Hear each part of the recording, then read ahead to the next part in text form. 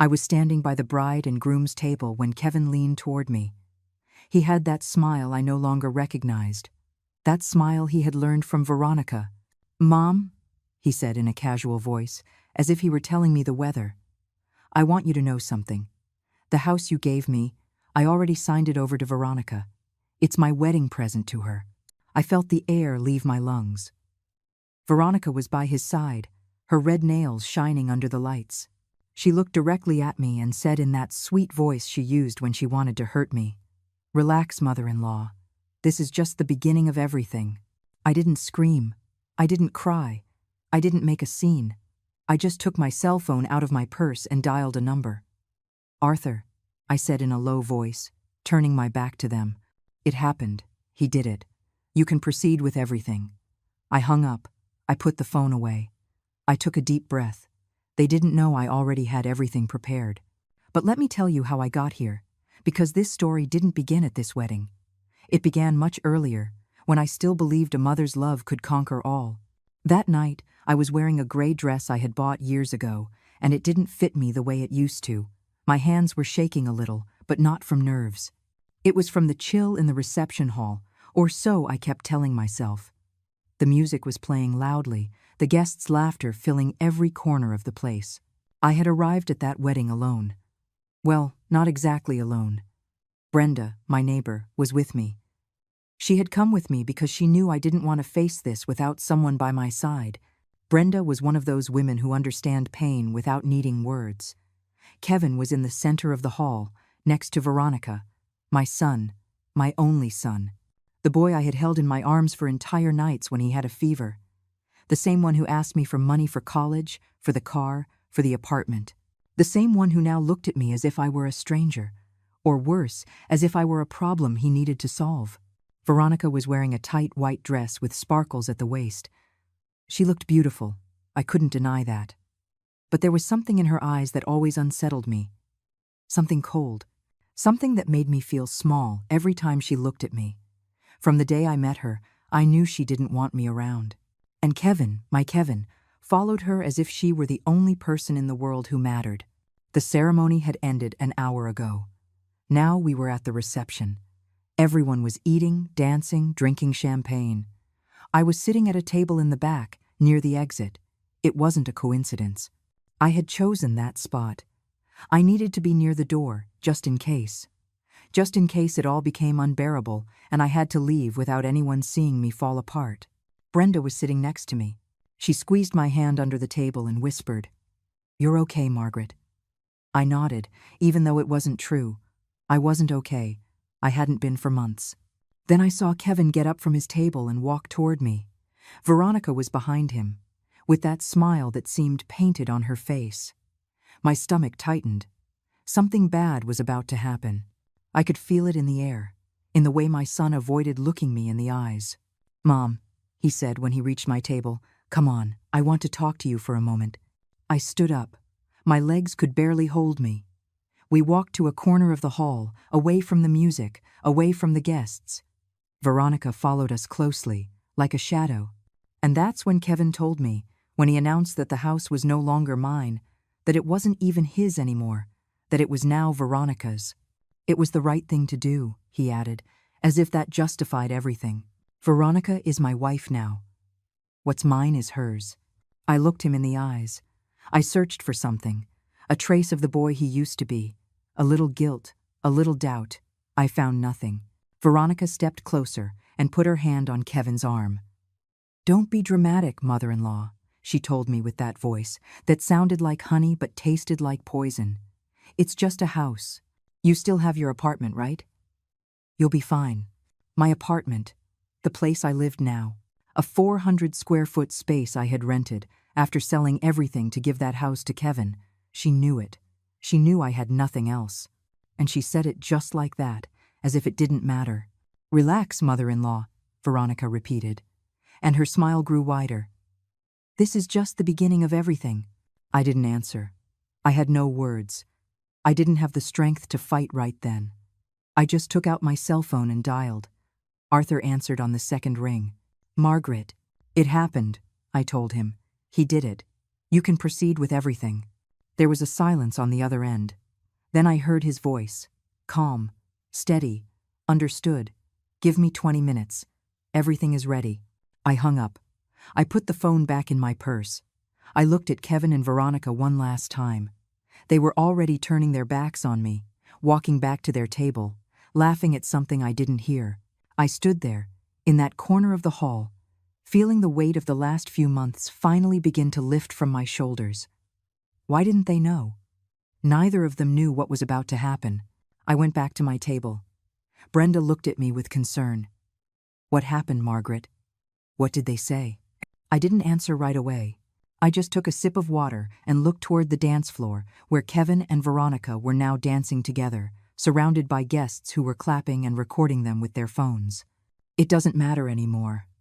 I finally said to Brenda, soon, everything is going to change. She frowned, but didn't ask any more questions. I didn't say anything else. I just waited, because I had learned something in these months of silence. That women like me, the ones who have been stepped on, ignored, discarded, we don't need to scream to be heard. We just need the right moment.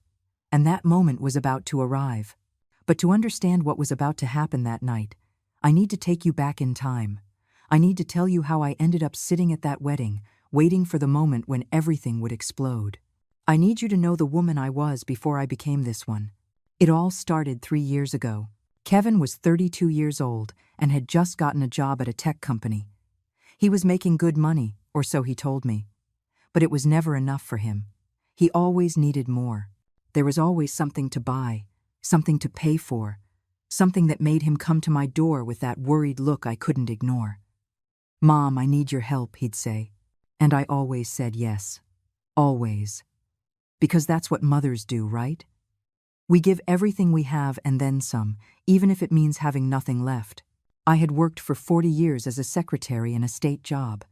It wasn't a glamorous job, but it had given me stability. It had given me a roof over my head, food on the table, and the ability to raise Kevin alone after his father left us when he was 5 years old. I retired at 63 with a modest pension. $600 a month. It wasn't much, but I had learned to live on little. I had an apartment downtown. 2 bedrooms, 1 bathroom, a small kitchen.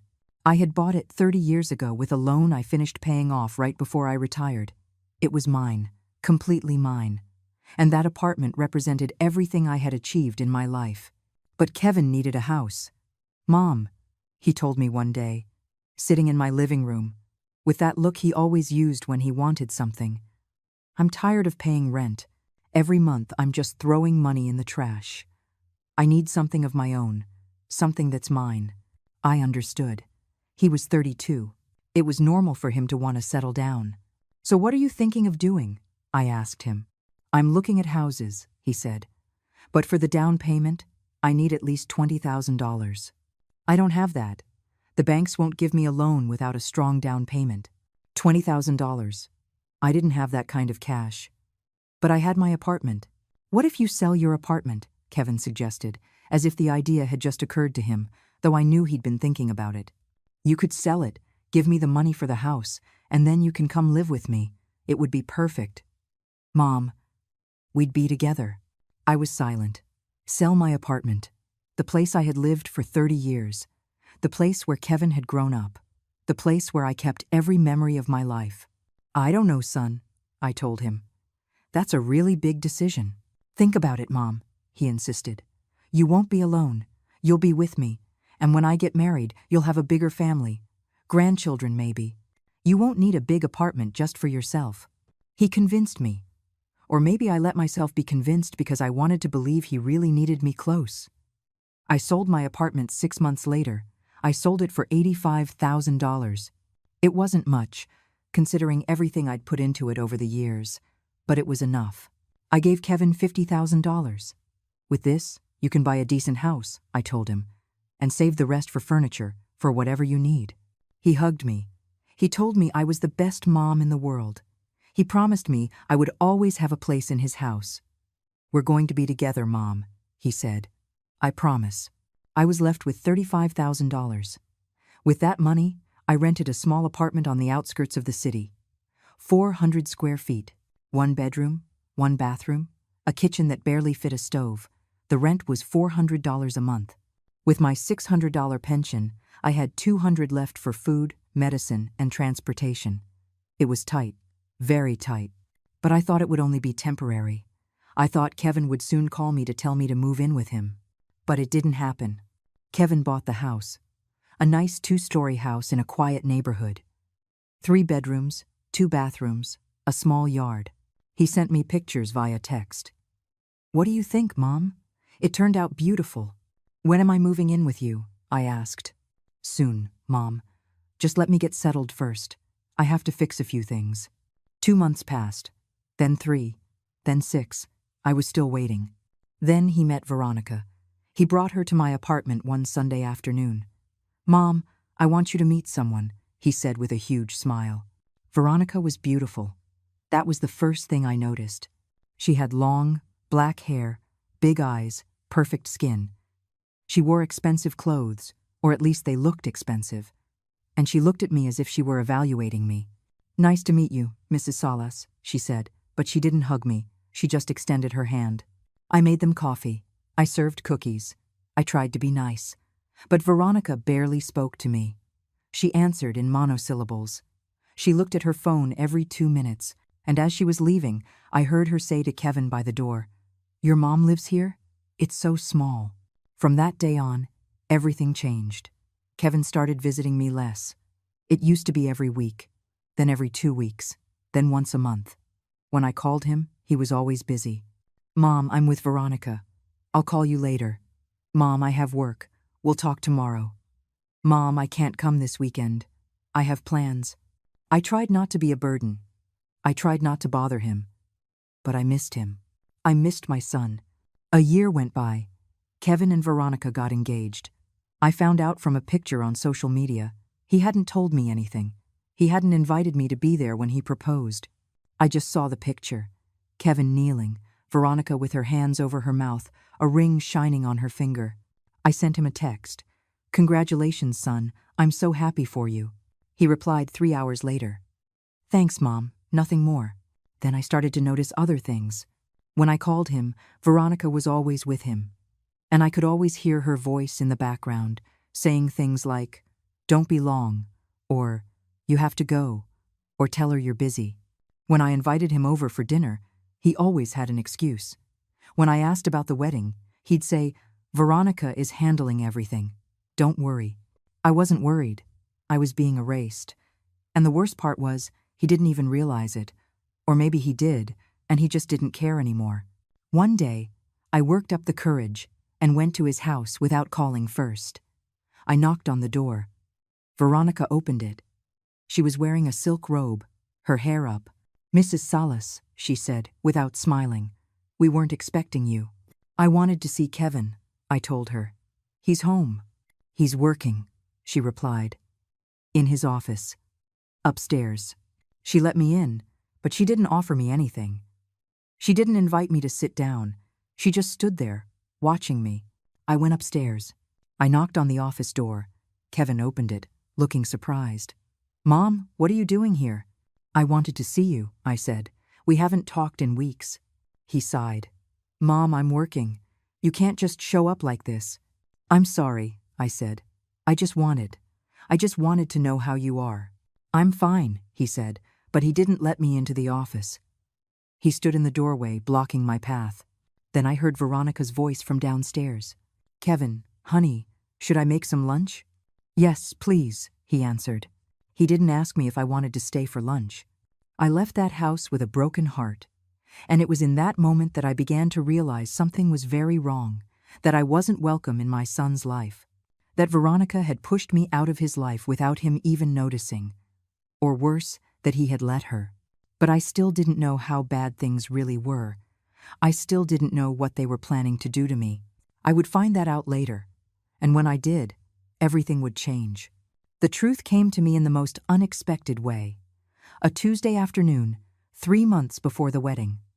I had gone to the grocery store and was returning to my apartment with 2 heavy bags in my hands. My knees ached. The arthritis was getting worse, but I didn't tell Kevin. I didn't want to be a burden. When I got to my door, I saw something on the floor. A cell phone. I recognized it immediately. It was Kevin's. It had a black case with his initials engraved on it. A gift I had given him for his last birthday. He must have dropped it the last time he came to visit. That was 2 weeks ago.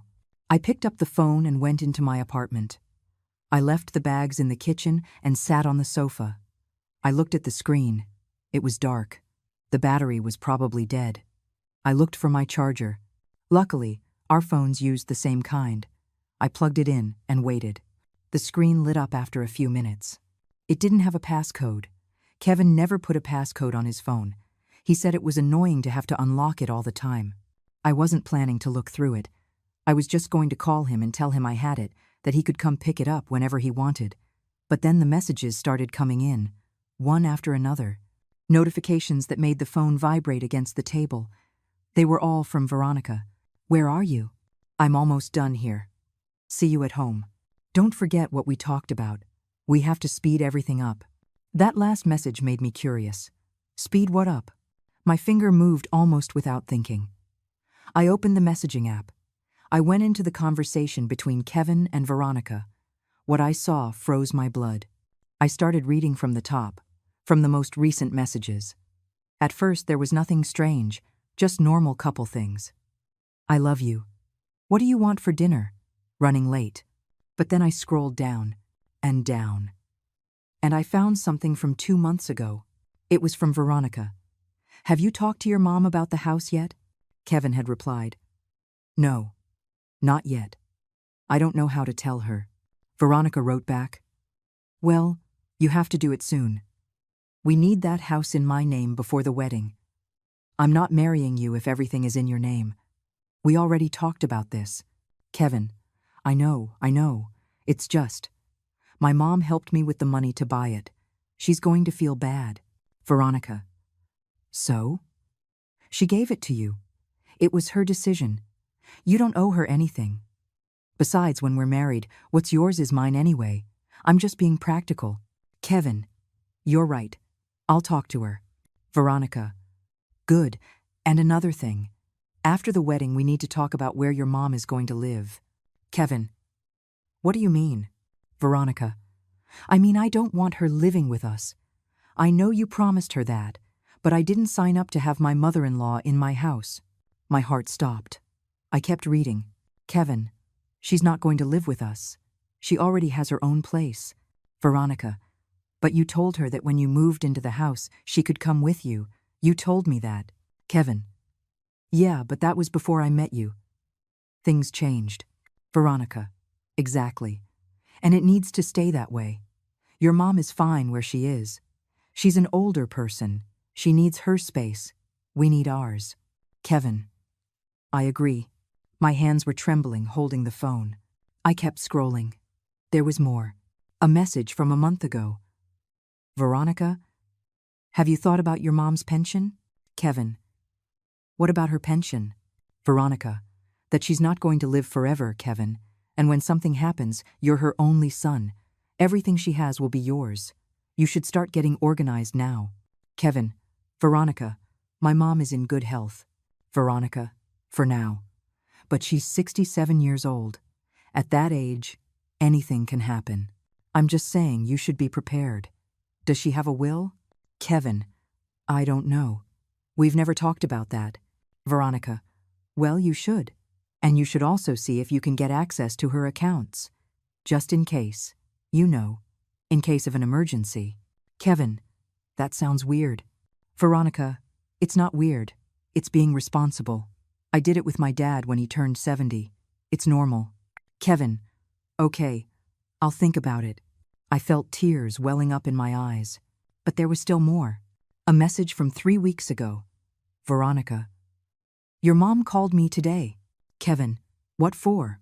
Veronica, "To ask if I needed help with the wedding planning. I told her no." Kevin, "And what did she say?" Veronica, "She got intense. Told me you were her only son and she wanted to be involved. Honestly, she's getting on my nerves. Why don't you tell her to relax?"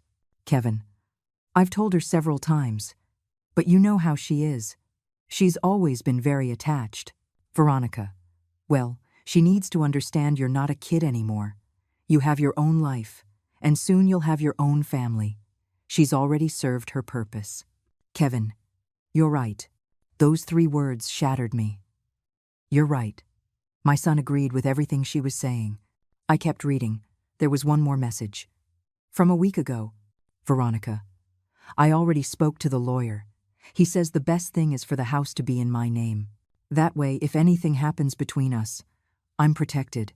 But don't worry, that's not going to happen. It's just for security. Kevin. Okay. When do we do the paperwork? Veronica. We can go tomorrow. I have everything ready. You just need to sign. Kevin. Perfect. And then the message that confirmed everything. Veronica. Are you going to tell your mom? Kevin. No. What for? She'll just get dramatic. It's better to just do it. I'll explain later if she asks. Veronica. Good. Anyway, that house is ours. She already did her part. Now it's time for her to live her life and let us live ours. I dropped the phone onto the sofa. I just sat there staring at the wall, unable to process what I had just read.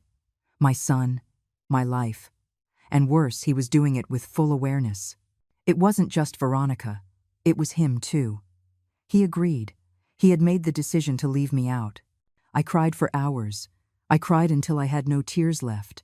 I cried for the mother I had been, for the mother I still was, for the son I had lost without even realizing it. But at some point, between the tears and the pain, something inside me changed. It wasn't just sadness I felt anymore. It was rage. Rage for having given everything and receiving this in return. Rage for having believed a mother's love was enough. Rage for having been so naive. I dried my tears. I got up from the sofa. I picked up Kevin's phone and took out my own cell. I started taking pictures, photo after photo of every conversation, of every message, of every word that had broken my heart. Afterward, I connected Kevin's phone to my computer. I wasn't very good with technology, but I had learned a few things over the years. I downloaded all the conversations, all the messages, everything. I saved it all onto a thumb drive I had in a drawer.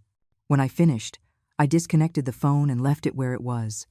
I sat back down on the sofa, and I started to think.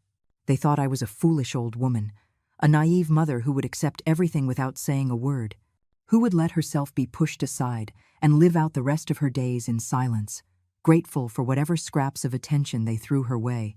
But they were wrong. I had given everything for my son. I had sacrificed my entire life for him. And if he had decided to throw me away like trash, then I was going to make sure he knew exactly what he had lost. I wasn't going to scream. I wasn't going to make a scene. I wasn't going to beg him to love me. I was going to do something better. I was going to protect myself. I was going to get back what was mine. I was going to show them that I was not the weak woman they thought I was. I picked up my phone and looked for a name in my contacts, Arthur Cervantes. I hadn't spoken to him in years. He had been the lawyer who helped me when I bought my apartment 3 decades ago. A serious, honest man. My age. I sent him a text. Arthur, it's Margaret Salas. I need your help with an urgent legal matter. Can we meet? He replied in less than an hour. Margaret, of course. Tomorrow at 10 in my office. I'll be there, I replied. I didn't sleep that night. I stayed awake, staring at the ceiling, thinking about every step I was going to take. I was no longer the same woman I had been that morning. Something inside me had woken up, and it wasn't going back to sleep. The next morning I woke up early. I hadn't slept well, but my mind was clearer than ever. I dressed carefully. Black pants, a white blouse, comfortable shoes. I wanted to look presentable, but not draw attention. I took the thumb drive where I had saved all of Kevin's conversations and put it in my purse. Arthur's office was downtown. I took the bus. The trip took 40 minutes. When I arrived, the building brought back memories. I had been there so many years ago, when I bought my apartment. Everything looked the same, just a little older, like me. I went up to the 3rd floor. His office door had a gold plaque. Arthur Cervantes, attorney at law. I knocked. A voice from inside said, "Come in." I entered. Arthur was sitting behind a dark wood desk, covered in papers and folders. He looked up, and recognized me immediately. "Margaret," he said with a warm smile. "How long has it been?" "Too long," I replied. He stood up and gave me a brief hug. Then he offered me a seat. "What can I do for you?" he asked, sitting back down. I took a deep breath. I didn't know where to begin. "It's about my son," I said finally, "and about a house I gave him." Arthur nodded, listening intently. I told him everything, from the beginning, how I had sold my apartment to give Kevin the money, how he had bought the house, promising I would live with him, how he met Veronica, and everything changed. And then I told him about the phone, about the messages, about what I had read. When I finished, I took the thumb drive out of my purse and put it on his desk. "It's all here," I told him, "all the conversations, all the proof." Arthur took the drive and plugged it into his computer. He began to read in silence. His expression grew more serious with every message he read. After several minutes, he took off his glasses and looked at me. "Margaret," he said in a soft voice, "I'm very sorry you're going through this." I nodded. I didn't trust my voice right then. "But let me ask you something important," he continued. "Do you have any document that proves you gave Kevin the money to buy that house?" I felt my stomach sink. "No," I admitted. "It was a bank transfer, but we didn't sign anything. He's my son. I trusted him." Arthur sighed. "That complicates things," he said. "Legally, if the house is in Kevin's name, it's his. And if he decides to sign it over to his wife, he has every right to do so. Unless we can prove that money was a loan and not a gift." "But I have the bank records," I said quickly. "I have proof that I transferred him $50,000. "That helps," Arthur said. "But we need more. We need to prove there was an implied agreement, that the money came with conditions. Do you have texts? Emails? Anything where Kevin promised you'd live with him?" I thought about it. I remembered conversations we'd had, but they had all been in person or on the phone, never by text. "No," I said, feeling my hope slip away. "It was all verbal. We never put it in writing." Arthur leaned back in his chair, thinking. "All right," he said after a moment. "All is not lost. There are other things we can do." "Like what?" I asked. "First, I need to investigate the legal status of that house. See how it's registered, if there are any debts, if Kevin paid for it in full, or if he has a mortgage. Second, I need you to give me access to all your bank records from the last 3 years. Every transfer, every payment you made to Kevin, everything." "I'll do it," I promised. "And third," Arthur continued, looking at me intently, "I need you to tell me what you want. Do you want your money back? Do you want the house? Do you want Kevin to keep his promise to let you live with him? What are you looking for, Margaret?" I was silent. What did I want? I had spent all night thinking about it. "I want justice," I said finally. "I want him to know he can't treat me like this. I want Veronica to know I'm not some foolish old woman they can manipulate. I want them to pay for what they did to me." Arthur nodded slowly. "I understand," he said, "but I need you to be more specific. In legal terms, what outcome do you want?" I thought about it. I thought about everything I had lost. My apartment, my money, my son. "I want my money back," I said. "The $50,000 I gave him. And I want everyone to know the truth. I want his family, his friends, everyone who's going to be at that wedding, to know what kind of person he is." Arthur looked at me with something like concern. "Revenge is dangerous, Margaret," he warned me. "It can backfire. It can hurt you more than it hurts them." "It's not revenge," I replied. "It's justice. There's a difference." He sighed. "All right," he said. "Let me work on this. Give me a week to investigate everything and prepare a strategy. In the meantime, I need you to do something for me." "What?" "Don't tell Kevin anything about the phone. Don't tell him you read the messages. Don't change your behavior with him. Act as if nothing happened. Can you do that?" I nodded. "I can," I said. And that's how it all began. For the next few weeks, I became an actress. When Kevin called me, I answered with the same voice as always. When he visited, I smiled and offered him coffee. When he asked how I was, I told him I was fine, but inside, I was planning every move. Arthur worked quickly. He investigated everything about the house. He discovered that Kevin still owed $30,000 to the bank, that he had bought it for $80,000 and had only put $50,000 down. My money. He also discovered that Kevin had started the process to transfer the house to Veronica's name 2 weeks before I found his phone. He had planned it all along. But there's good news, Arthur told me at our second meeting. The transfer isn't complete yet.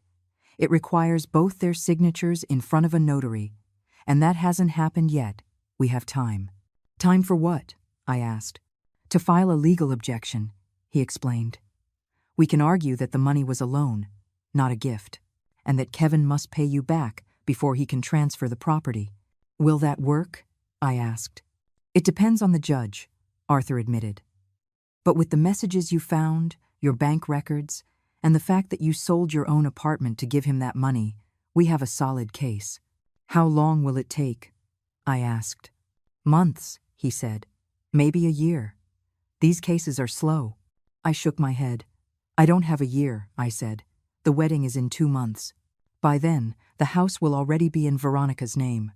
We need to do something before then. Arthur thought for a moment. There is another option, he said slowly.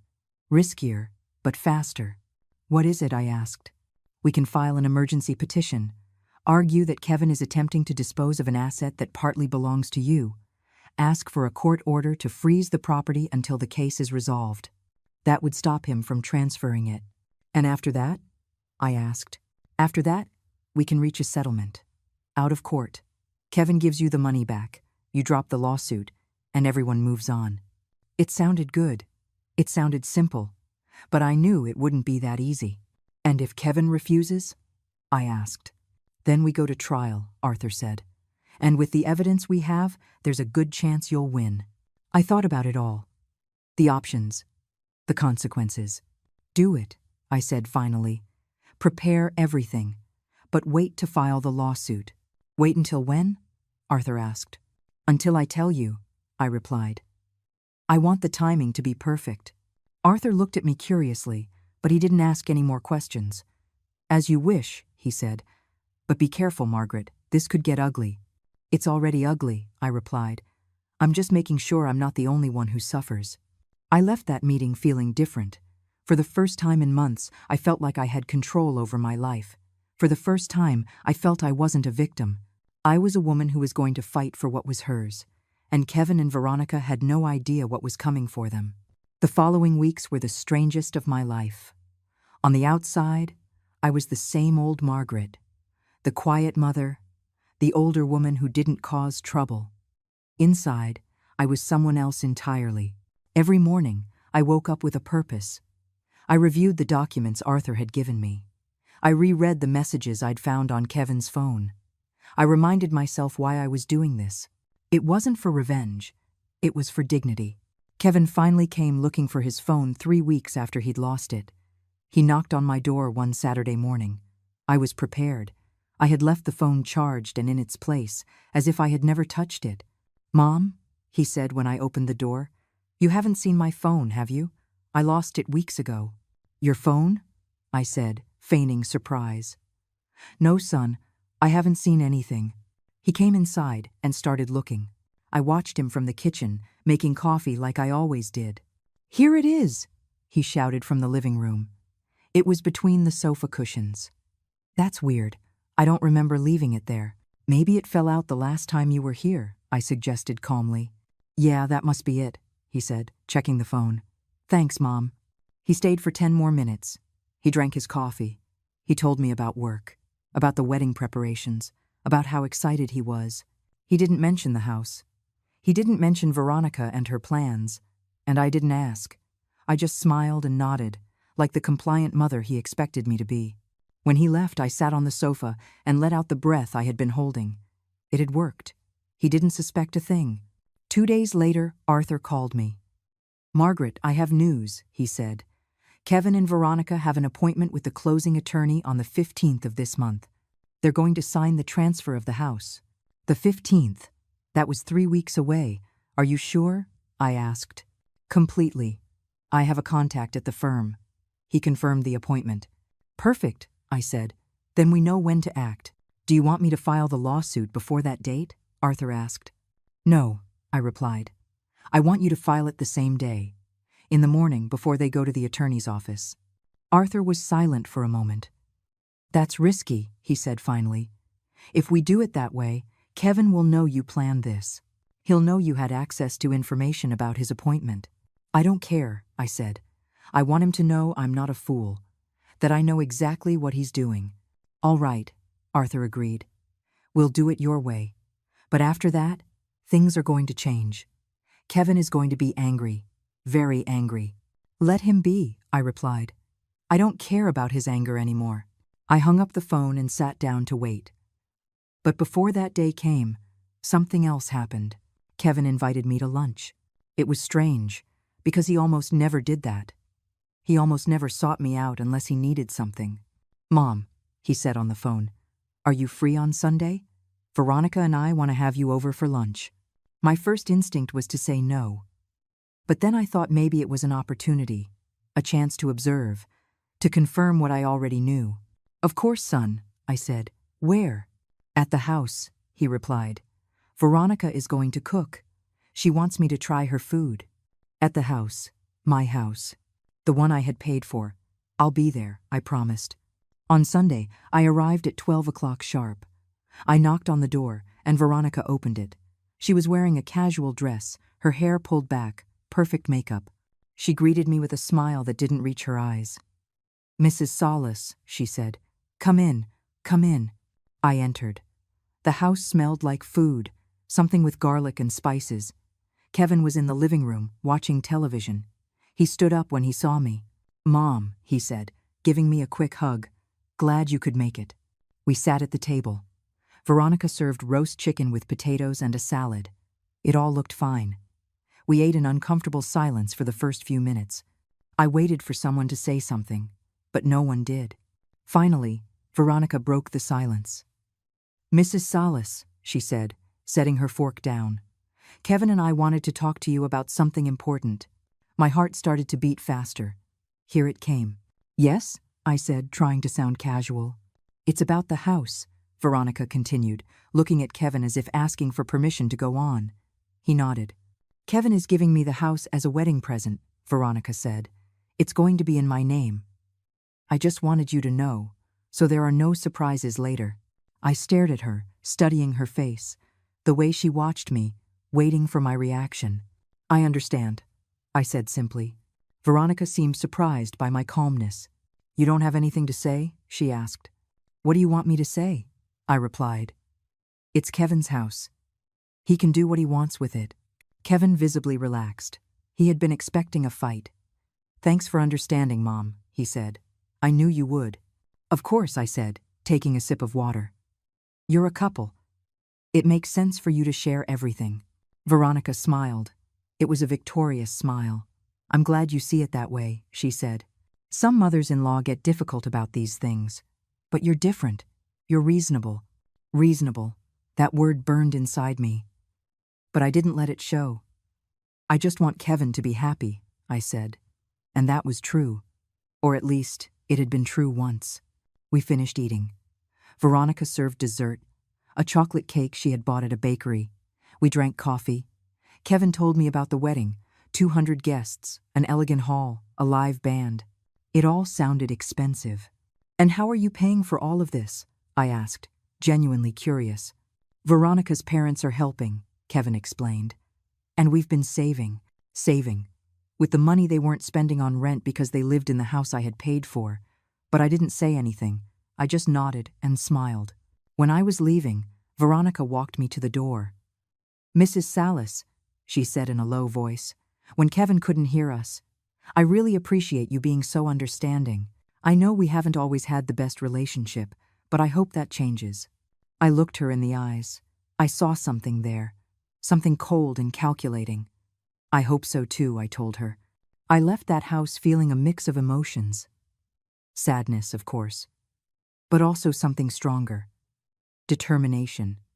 They thought they had won. They thought I had accepted my fate without a fight.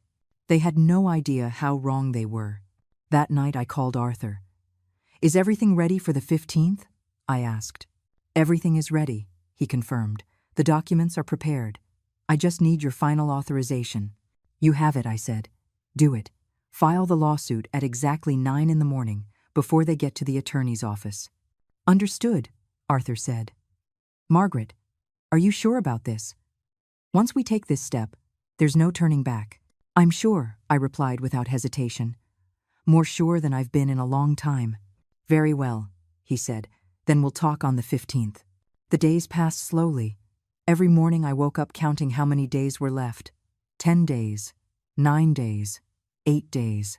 Kevin called me one more time during that period. He invited me to see Veronica's wedding dress. I said I was busy. Busy with what, Mom? He asked, sounding genuinely confused. As if a woman my age couldn't possibly have anything important to do. Personal things, I replied. I'll see you at the wedding. 5 days, 4 days, 3 days.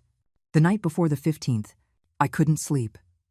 I lay awake in my bed, staring at the ceiling, thinking about everything that was about to happen. I thought about Kevin, the boy he was, the man he had become. I thought about me, the woman I had been, the woman I was about to be, and I thought about what Arthur had said. There's no turning back. He was right. After tomorrow, nothing would be the same. My relationship with Kevin, if I could even call it that anymore, would probably be over forever. Was I willing to pay that price? I closed my eyes and remembered the messages. Veronica's words. Kevin's replies. She's already served her purpose. You're right. It's better to just do it. I opened my eyes. Yes, I was willing, because I had nothing left to lose, and they were about to find out that the woman they had underestimated for so long was much stronger than they ever imagined. The 15th dawned cloudy. I woke up at 6 in the morning, though I hadn't slept more than 2 hours. My body was trembling, not from fear, but from anticipation. I took a hot shower, letting the steam fill the small bathroom. I dressed carefully. Black pants, a gray blouse, comfortable shoes. Nothing flashy. Nothing that would give away what I was about to do. I had tea and toast for breakfast, though I could barely eat. My stomach was in knots. At 8:30, my phone rang. It was Arthur. Good morning, Margaret, he said in a serious voice. I'm on my way to the courthouse. In half an hour, I will file the lawsuit and the restraining order on the property. Any change of plans? None, I replied firmly. Do it. Very well. I'll call you when it's done. I hung up and sat on the sofa, phone in hand, waiting. The minutes passed so slowly I felt like the clock had stopped. At 9:20, my phone rang again. It's done, Arthur said. The lawsuit is filed. The restraining order was approved. The property is frozen. Kevin cannot transfer it, sell it, or make any changes until the case is resolved. I felt something release in my chest. When will they be notified? I asked. Any minute now, Arthur replied. I sent the process server directly to the attorney's office where they have their appointment. They should be arriving right about now. Thank you, Arthur, I said. Thank you for everything. Don't thank me yet, he warned. This is just the beginning. Kevin is going to call you, and he is not going to be happy. I know, I said. I'm ready. But I wasn't ready. Not really. Because when Kevin called me, 40 minutes later, the level of rage in his voice took me by surprise. What did you do? He yelled before I could even say hello. What the hell did you do, Mom? I stayed silent, holding on to the back of the sofa. I'm at the attorney's office, he continued shouting. Some guy just showed up with legal documents. A lawsuit. A court order. All in your name. How could you do this to me? Kevin, I said, my voice calm, though my heart was pounding. We need to talk. I don't want to talk, he screamed. I want you to drop that lawsuit. Now. Do you hear me? Right now. I can't do that, I replied. What do you mean you can't? His voice cracked with rage and disbelief. What is this? Revenge because Veronica and I want our privacy? Because we don't want you living with us? Those words hurt, but not as much as I thought they would. It's not about that, I said. It's because I paid for that house. $50,000. Everything I had. And you promised me I would have a place there. You promised me, Kevin. That was before, he yelled. Things changed. I changed. I have a wife now. I have my own life. I know, I said, and that's why I just want my money back. $50,000. Give me that back, and I'll drop the lawsuit. Silence. A long, heavy silence. I don't have $50,000, he finally said, his voice lower but just as hard. It's all invested in the house, in the wedding, in our lives. Then sell the house, I suggested. Pay what you owe the bank, give me my money back, and keep whatever is left. Sell the house? He shouted again. Are you crazy? This is my house, my home. I'm not selling it because you decided to ruin my life. I'm not ruining your life, Kevin, I said, feeling tears start to form in my eyes, but I wouldn't let them fall. I'm just protecting what's mine. You're selfish, he spat the words like poison. A selfish, bitter old woman who can't stand to see me happy. Those words hit me. They hit me so hard I had to sit down. If that's what you think of me, I said, my voice trembling, then we have nothing more to talk about. My lawyers will be in touch with you. Your lawyers? He laughed bitterly. Since when do you have lawyers? What money are you paying them with? That's not your problem, I replied. Everything you do is my problem, he said, because you're my mother, and mothers don't sue their sons. What are people going to say? What is the family going to think? There it was, his real concern. Not the money, not the house, but what other people would think. The family? I repeated. You mean the family that's going to be at your wedding? The one that's going to celebrate while you keep the only thing I had left? You gave it to me, he shouted. It was a gift. You can't take back a gift. It wasn't a gift, I said firmly. It was an agreement, and you broke that agreement. What agreement? He demanded. We never signed anything. There's no paper that says I owed you anything. But there are text messages, I said slowly. Messages between you and Veronica, talking about how to get me out of the way, about how to get my pension when I die, about how I already served my purpose. Silence again, but this time it was different. It was the silence of shock. What? He whispered. How? How do you know about that? I found your phone, I said, 3 months ago, and I read everything. I could hear his heavy breathing on the other end. You're. He couldn't finish the sentence. You read my private messages. You invaded my privacy, and you plan to erase me from your life, I countered. I think we're even. This isn't going to end here, he said, his voice dangerously low. I'm going to fight this. I'm going to prove you're wrong, that you're the one doing something wrong. Do it, I said. But in the meantime, the house stays frozen. You can't transfer it. You can't sell it. You can't do anything with it. You're going to regret this, he said. I swear, Mom, you are going to regret this. And he hung up. I sat there with the phone in my hand, trembling from head to toe. It had happened. There was no going back. The rest of the day was hell. Kevin called me 5 more times. I didn't answer. Veronica called me twice. I didn't answer those either. They left messages. Furious messages, pleading messages, threatening messages. You're a bad mother. I can't believe you're doing this to us. You're going to destroy our wedding. Everyone is going to know what you did. I deleted all the messages without finishing them. Brenda came to see me in the afternoon. She had heard rumors. In a small town, news travels fast. Margaret, she said, sitting next to me on the sofa. Is it true? You sued Kevin? I nodded, not looking at her. Oh, woman, she sighed.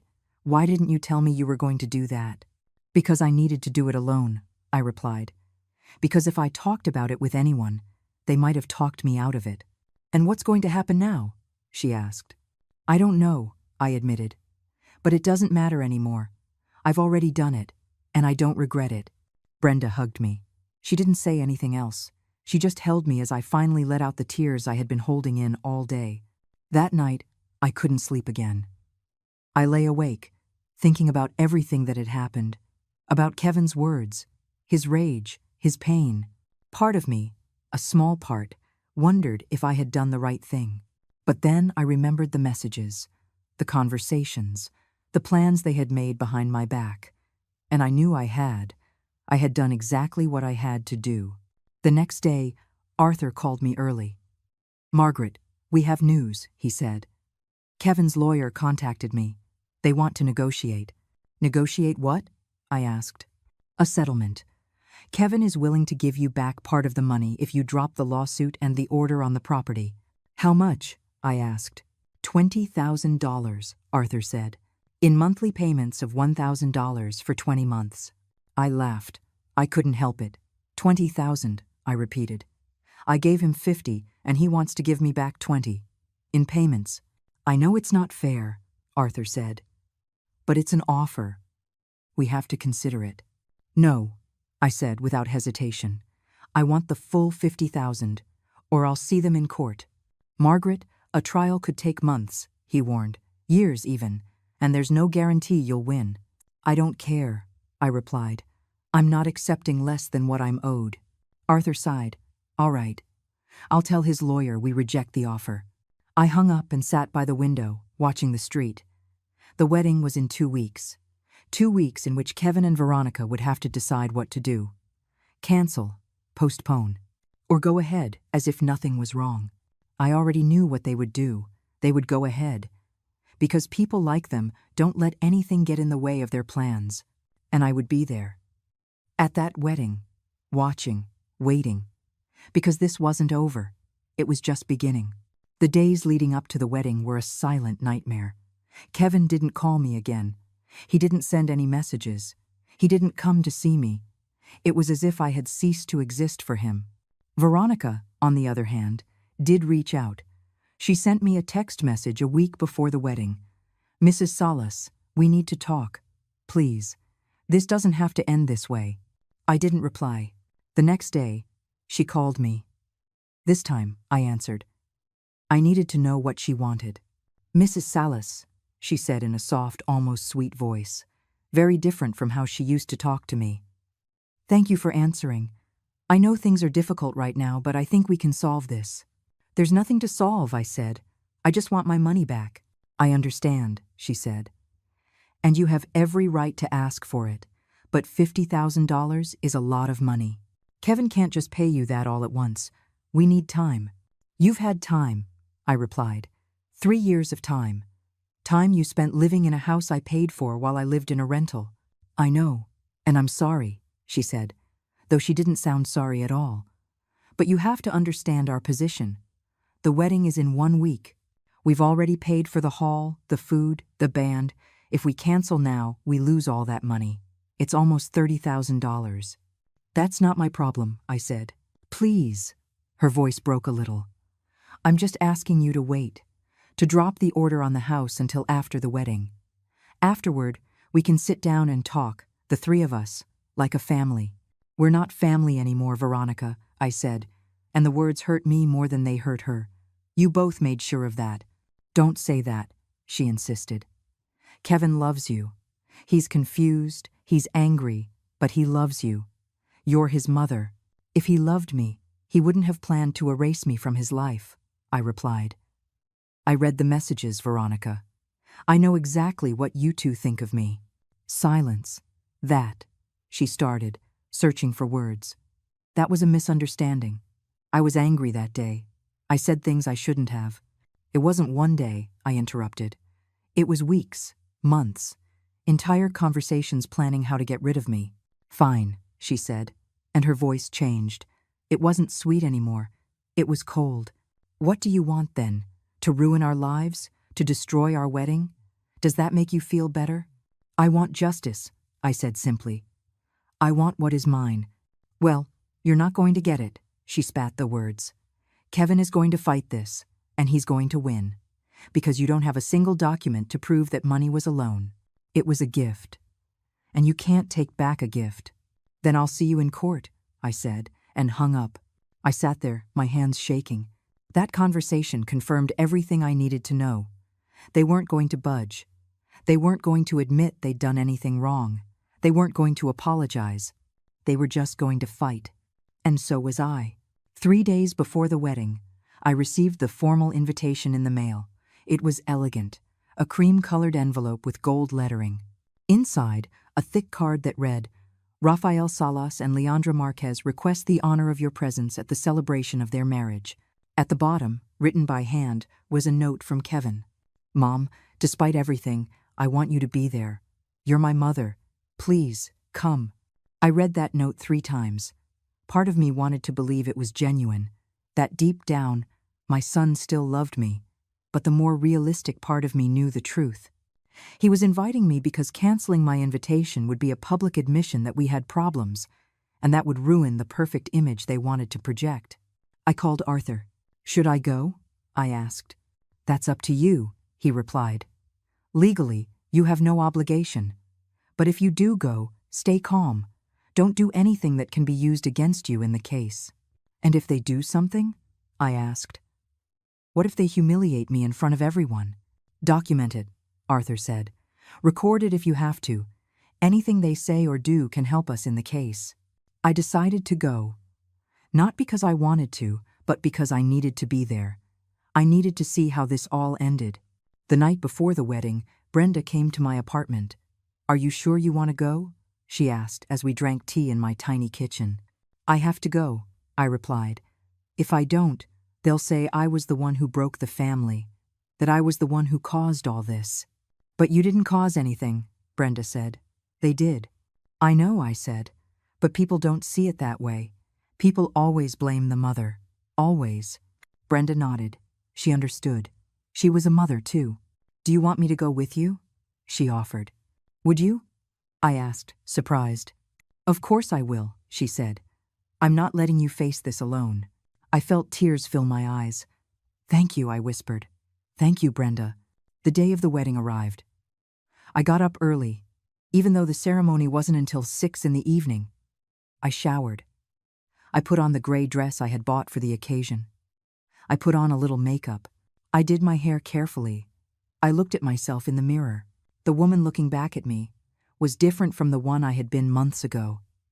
There was something in her eyes, something hard, something that had learned to survive. Brenda arrived at 5.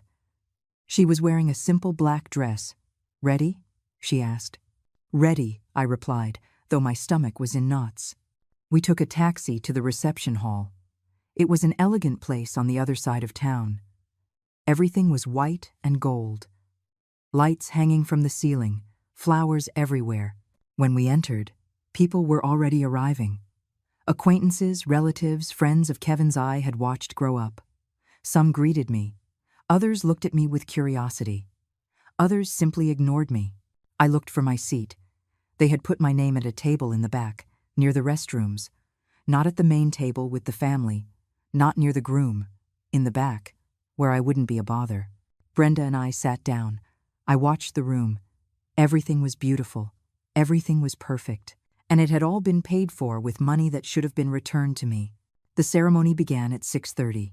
Kevin walked in with his best man. He looked nervous but happy. He was wearing a black tuxedo that fit him perfectly. Then Veronica came in on her father's arm.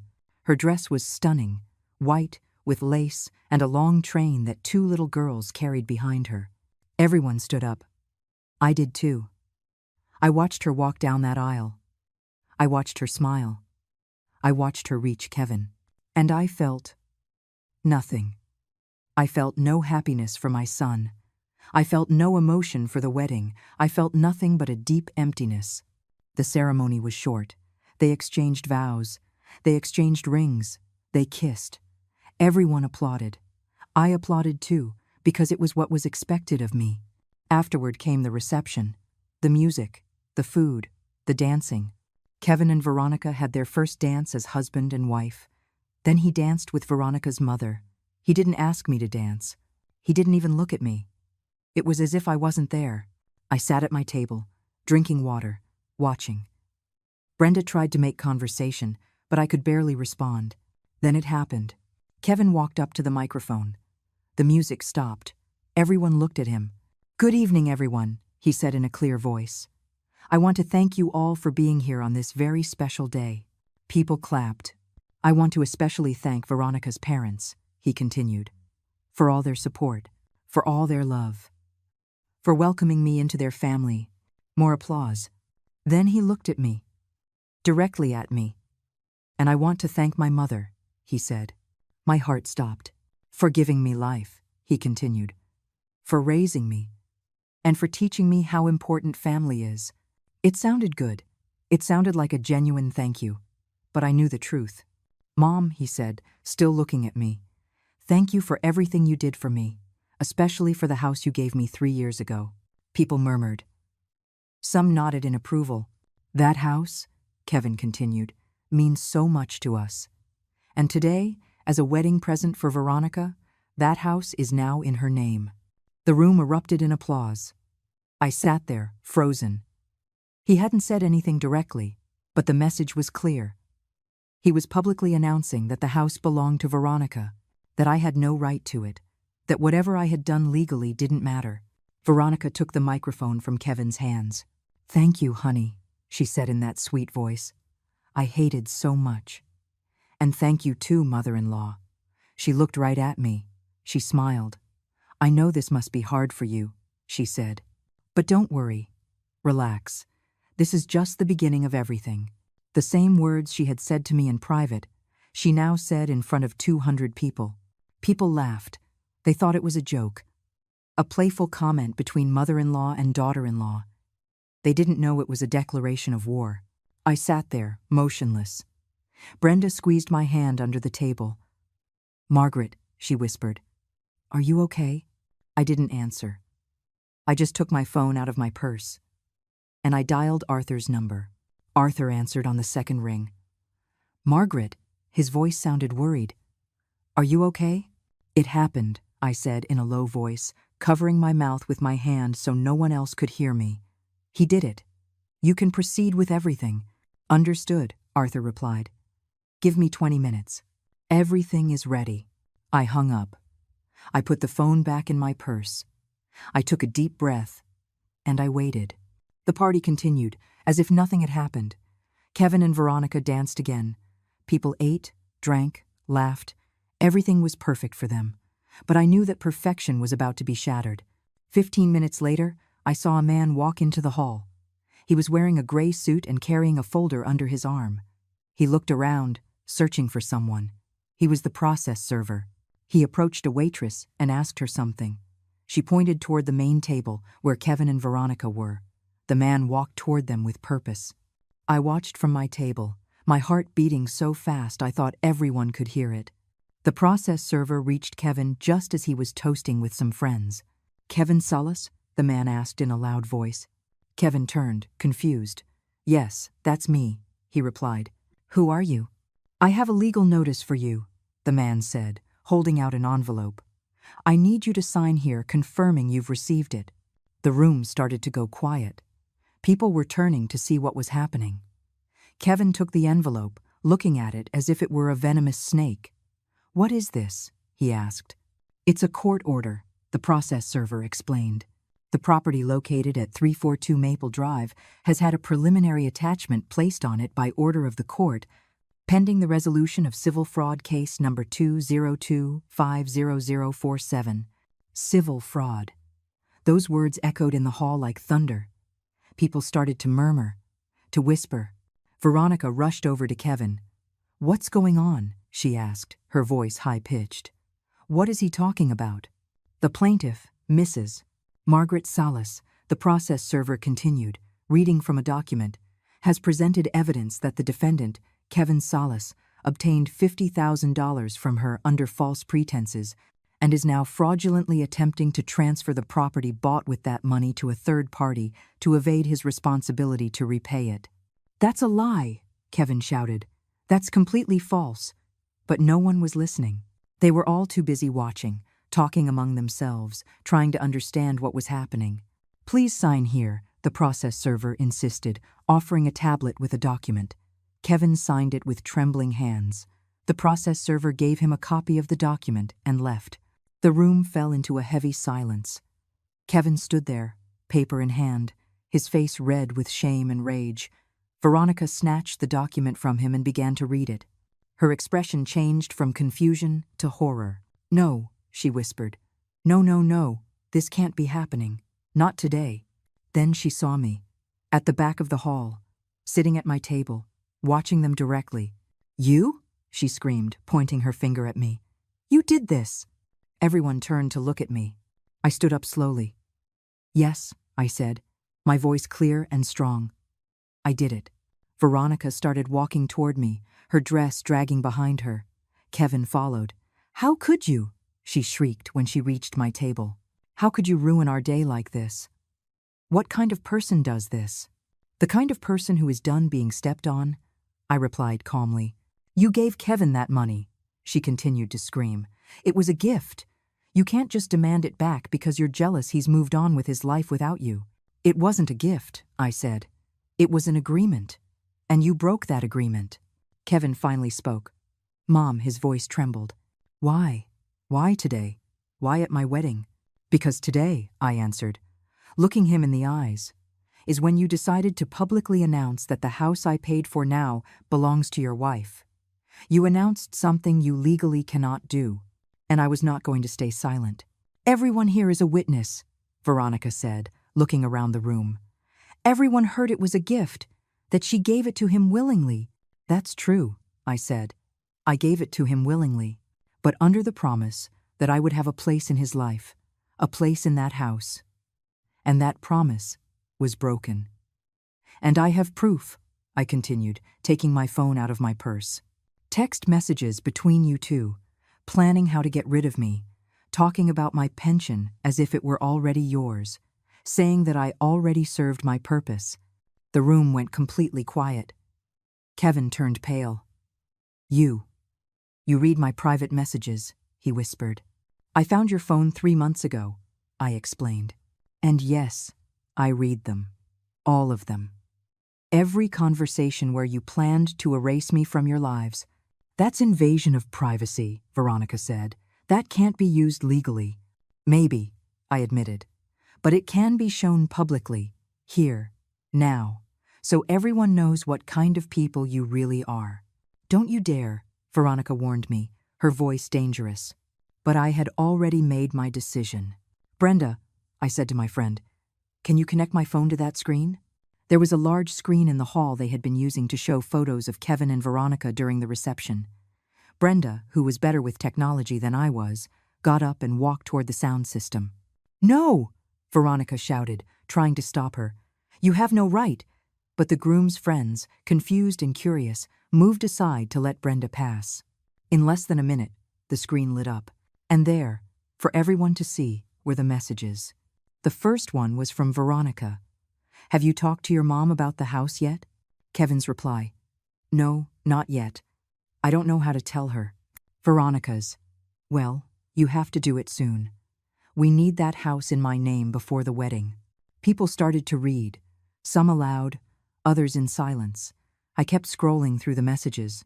Your mom is fine where she is. We need our space. She's already served her purpose. Have you thought about your mom's pension? When something happens, everything she has will be yours. Every message was worse than the last. Your mom is getting on my nerves. She has to understand you're not a kid anymore. It's better to just do it. We'll explain later if she asks. The room was completely silent now. The only sound was the murmur of people reading. Veronica covered her face with her hands. Kevin stared at the screen in horror. Turn it off, Kevin pleaded. Please, Mom. Turn it off. Why? I asked. Are you ashamed for people to know the truth? Those messages were private, he shouted. They were said in anger. They don't represent how we really feel. Oh, no? I asked. Then tell me, Kevin, when were you going to keep your promise? When was I going to get to live with you, like you promised me? He didn't answer. Never, I answered for him. It was never going to happen, because you had already decided I had no place in your lives. I showed another message. This one was more recent. Kevin, Veronica, after the wedding we need to start distancing ourselves from my mom. Slowly, so it's not too obvious. Veronica. How, Kevin? Kevin. Stop answering her calls so quickly. Stop visiting her as often. Eventually, she'll get the message. A woman in the crowd gasped. It was Aunt Judy, my late husband's sister, one of the few relatives I had left. Kevin, she said, her voice trembling. Is this true? Kevin opened his mouth, but no words came out. Of course not, Veronica interjected. This is taken out of context. She's manipulating everything to make us look bad. I don't need to manipulate anything, I said. Your own words speak for you. I showed one last message. The one that had hurt me the most. Kevin. Veronica. Sometimes I wish my mom would just understand that I don't need her like I used to. Veronica. Will she ever understand? Or will she just end up alone trying to figure it out? The room exploded in murmurs. People were talking to each other, looking at Kevin and Veronica with expressions of shock and disapproval. Veronica's mother walked up to her daughter. Veronica, she said in a harsh voice. What is all this? You wrote these things? Mom, Veronica started to cry. I didn't mean it. I was frustrated. Mothers-in-law are always complicated. Complicated is one thing, her mother said. This is cruelty. Veronica's father approached Kevin, his expression serious. Young man, he said in a cold voice, you owe your mother money. Kevin swallowed. She gave me that money. It was a gift. It doesn't look like a gift, Veronica's father said, glancing at the screen where the messages were still visible. It looks like you promised her something in return and didn't deliver. Mr. Marquez, Kevin began, but the man held up his hand. My daughter just married a man who owes his own mother $50,000, he said, loud enough for everyone to hear. A man who plans to take his elderly mother's pension when she dies. This is the man who is going to take care of my daughter. Kevin opened his mouth but said nothing. Veronica was sobbing uncontrollably. Her beautiful white dress now seemed out of place in the middle of all this chaos. I turned off the screen. I had shown enough. I turned to Kevin. Son, I said, my voice soft but firm. I gave you everything I had, not because I expected anything in return, but because you are my son, because I love you. Or, I loved you. Mom, he whispered, tears in his eyes. But a mother's love isn't infinite, I continued. Not when that love is stepped on. Not when that love is used as a weakness. I'm sorry, he said finally. I'm so sorry. You're not sorry, I replied. You're sorry you got caught. There's a difference. I turned to all the guests who were watching us. I want you all to know, I said loudly, that I didn't do this for revenge. I did this for justice. Because there is a difference between being a sacrificial mother and being a fool. And I am tired of being seen as a fool. I picked up my purse. Brenda stood up next to me. The lawsuit stands, I told Kevin. And the order on the house does too. My lawyer will be in touch with you to negotiate the terms of repayment. Or we'll see you in court. You decide. Mom, wait. Kevin took a step toward me. Please, we can fix this. We can sit down and talk, like a family. We're not family anymore, Kevin, I said, and the words hurt me more than they hurt him. A family doesn't treat each other this way. A family doesn't plan to get rid of its own when they're no longer useful. It was Veronica, he suddenly shouted. It was her. She said all those things. I just went along with it, but I never wanted to hurt you. Veronica turned to him, her expression one of absolute betrayal. What? She whispered. You're blaming me? You agreed with everything. You said yes to every plan. Because you pressured me, Kevin shot back. Because you always wanted more and more, and I didn't know how to tell you no. No, Veronica shook her head. You are not pinning this on me. You are a grown man. You made your own decisions. I watched them fight there, in front of everyone, and I felt a profound sadness.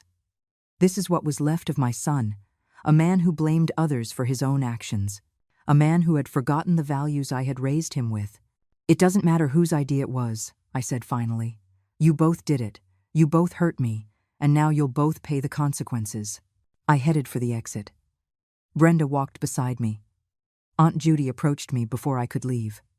Margaret, she said, taking my hands. You did the right thing. Don't let anyone tell you otherwise. I nodded, not trusting my voice. We walked out of the hall. The night air was cool. The stars were shining. We took a taxi back to my apartment. The entire ride, neither of us spoke. When we arrived, Brenda walked me to the door. Do you want me to stay with you? She offered. I shook my head. I need to be alone, I said. But thank you. For everything. She hugged me tight. "You're the bravest woman I know," she whispered in my ear. I went into my apartment. I locked the door. And finally, I let it all out. I cried. I cried for hours. I cried for the son I had lost, for the years I had wasted, for the family I was never going to have. But I also cried in relief, because for the first time in a long time, I felt like I had gotten my dignity back. The following days were a mix of silence and legal activity. Arthur called me every morning with updates. Kevin had hired a lawyer. They wanted to negotiate. "They're offering $35,000, Arthur told me, in one lump sum, in exchange for you dropping the lawsuit.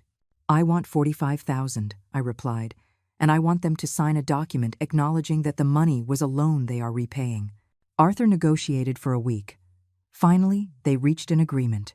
$40,000 in a single payment, with a signed document acknowledging the debt. Kevin had to sell the house to get the money. He and Veronica moved into a rented apartment. The money arrived in my bank account 1 month after the wedding. When I saw that $40,000 in my account, I didn't feel joy. I didn't feel victory. I just felt sadness for everything I'd had to do to get there. But I also felt something else. I felt peace. With that money, I bought a small condo. Nothing fancy, just a place that was mine, completely mine. 2 bedrooms, 1 bathroom, a functional kitchen, in a quiet neighborhood, far from where Kevin lived. I moved in a month later. Brenda helped me pack. I didn't have much. Clothes, some old furniture, photographs. I found a box of pictures of Kevin when he was a boy, smiling, hugging me, happy. I looked at those photos for a long time. "Are you going to take them?" Brenda asked. I nodded. "They're memories of who he was," I said, "not who he is now." Kevin tried to call me 3 times after I received the money. I didn't answer any of his calls. He sent me a text. "Mom, we need to talk, please." I didn't reply. Part of me wanted to reply. I wanted to hear what he had to say. I wanted to know if he had learned anything from all this. But the wiser part of me knew it didn't matter. Some things, once broken, can't be fixed. And my relationship with Kevin was one of those things. 6 months after the wedding, I was sitting on the balcony of my new condo, drinking coffee and watching the sunrise. My phone rang. It was an unknown number. I answered. "Mrs. Salas." A woman's voice I didn't recognize asked. "Yes, this is she," I replied. "This is Fabiana, Veronica's sister," she said. "I don't know if you remember me. I was at the wedding." "I remember you," I said.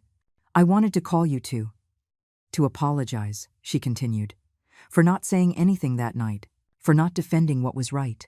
I was silent, surprised. "And I also wanted to tell you," she added, "that what you did was incredible. So many women in your situation would have just stayed quiet, but you stood up for yourself, and you inspired a lot of us." "Thank you," I said softly. "That means a lot." "How are you doing now?" Fabiana asked. I looked around my small balcony, the plants I had started to grow, the book I was reading, the steaming cup of coffee in my hands. "I'm okay," I answered. "Better than I've been in years." And it was true. I had lost my son. I had lost the idea of the family I had always wanted, but I had gained something more valuable. I had gained myself back. That afternoon, I sat down at my computer and started to write. I wrote my story, every detail, every pain, every decision. I didn't know what I would do with that story. Maybe nothing. Maybe someday I would share it with someone who needed to hear it. Because I had learned something important in all of this. That self-love isn't selfishness. That defending yourself isn't cruelty. That saying no more doesn't make you a bad person. It makes you free. I closed the computer and went for a walk. The sun was setting, painting the sky orange and pink. I walked through my new neighborhood, greeting the neighbors I was starting to get to know. And for the first time in a long time, I smiled. Not because everything was perfect, but because I was finally at peace with myself. I reached a small park and sat on a bench. I took out my phone and looked at the screen. I still had unread messages from Kevin. I pressed the delete button, not with anger, not with pain, just with the certainty that some doors need to close so that others can open. I sat there until the sun had set completely. And when I stood up to go home, I whispered to myself the words that now defined my life. My name is no longer his. My story is just beginning. And I walked forward, without looking back, toward the rest of my life. A life that was finally mine, only mine. And that was more than enough.